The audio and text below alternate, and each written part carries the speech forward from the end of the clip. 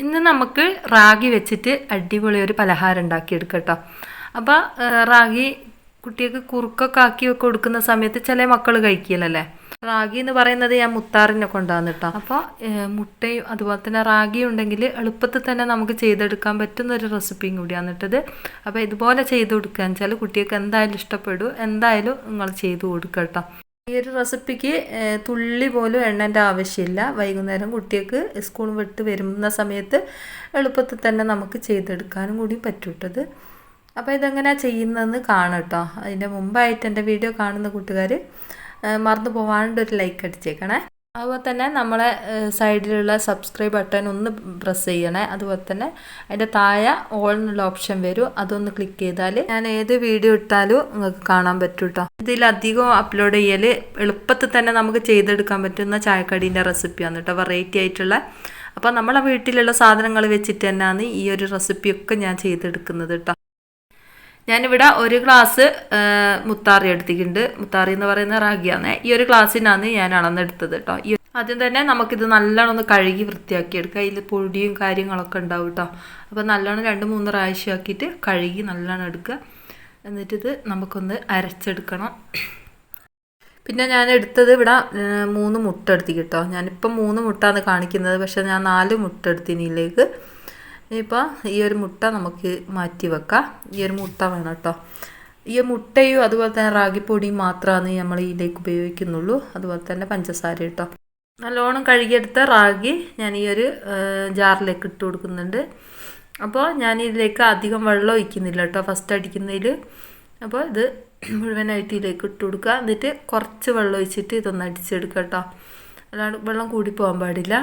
എന്നാലാണ് കുറച്ച് വെള്ളത്തിൽ അടിച്ചാലാണ് പെട്ടെന്ന് തന്നെ നമുക്കിത് അരിഞ്ഞ് കിട്ടും കേട്ടോ. ആദ്യം നമുക്ക് ഇതേപോലെ ഒന്ന് അടിച്ചെടുക്കുക. എന്നിട്ട് കുറച്ച് വെള്ളം ഒഴിച്ചിട്ട് ഒന്നും കൂടി അടിച്ചാൽ ഇതിൻ്റെ പാൽ മുഴുവനും നമുക്ക് കിട്ടും കേട്ടോ. ഇതേപോലെ കുറച്ച് വെള്ളം ഒഴിച്ചിട്ട് അടിച്ചെടുക്കാം. അധികം വെള്ളം കൂടി പോകരുത് കേട്ടോ. കുറച്ച് മാത്രം വെള്ളം ഒഴിക്കുക, ഒരു 1/2 ഗ്ലാസ് മാത്രം കേട്ടോ. എന്നിട്ട് നല്ലോണം അടിച്ച് കഴിഞ്ഞതിന് ശേഷം നമുക്കിതൊരു അരിപ്പയിൽ കൂടെ ഇതേപോലെ ഒന്ന് അരച്ചെടുക്കാം.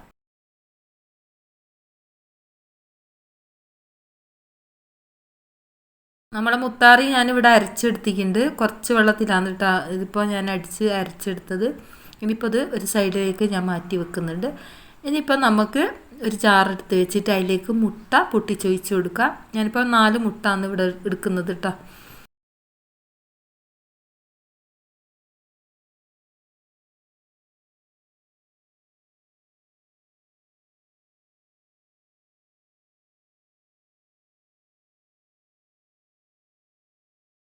രണ്ട് 3 ഏലക്കായ ഇട്ട് കൊടുത്തിട്ടുണ്ട്.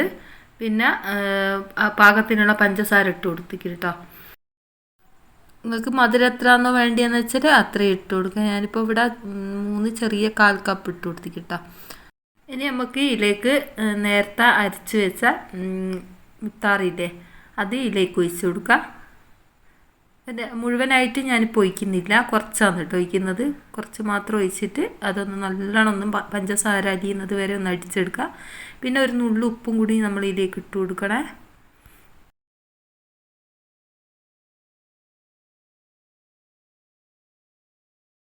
അപ്പം മുഴുവനായിട്ട് ഇതേപോലെ അടിച്ചെടുത്തിട്ടുണ്ട്. ഏകദേശം നല്ല ലൂസായിട്ട് തന്നെ നിൽക്കും കേട്ടോ. അധികം ലൂസും അല്ല അധികം ഒരു ടൈറ്റും അല്ല കേട്ടോ. നമ്മൾ മുട്ടയൊക്കെ ചേർത്തത് കൊണ്ട് തന്നെ ഈ ഒരു പരുവത്തിലാണുള്ളത്.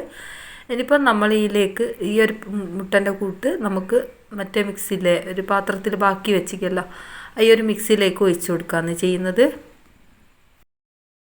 ഇതുപോലെ ഒഴിച്ചു കൊടുത്തിട്ട് നല്ലോണം ഒന്ന് മിക്സാക്കി കൊടുക്കുക കേട്ടോ. ആ മുട്ടൻ്റെ ഇത് മിക്സ് എല്ലാ ഭാഗവും എത്തുന്നത് വരെ ഒന്ന് മിക്സാക്കി കൊടുക്കുക. അപ്പോൾ മധുരത്തിന് പഞ്ചസാര കറക്റ്റാണെന്നൊക്കെ നോക്കുക കേട്ടോ. കറക്റ്റ് അല്ലെങ്കിൽ വീണ്ടും ഇട്ട് കൊടുക്കുക. ഇനിയിപ്പോൾ നമുക്ക് ഈ ഒരു മിക്സ് ഈ ഒരു പാത്രത്തിലേക്ക് ഒഴിച്ചു കൊടുക്കുക. ഇതിപ്പോൾ ആവിച്ചമ്പിലേക്ക് ആവി കയറ്റിയിട്ട് വേവിക്കാൻ പോകാനാണ്. അപ്പോൾ പകുതി ഭാഗത്തേക്ക് ആയിട്ട് ഞാൻ ഒഴിച്ച് കൊടുത്തിട്ടുണ്ട്. ഇനിയിപ്പോൾ അത് മൂടി വെച്ചൊന്ന് വേവിച്ചെടുക്കാം. ഒരു 10 മിനിറ്റ് നമുക്ക് ആവിയിൽ വേവിച്ചെടുക്കണം. കറക്റ്റായിട്ട് തന്നെ നമുക്ക് കിട്ടിയിട്ടുണ്ട് കേട്ടോ. സൂപ്പറായിട്ട് തന്നെ കിട്ടിയിട്ടുണ്ട്. ഇനി ഇത് ഞാൻ കട്ട് ചെയ്തിട്ട് കാണിച്ചു തരാം.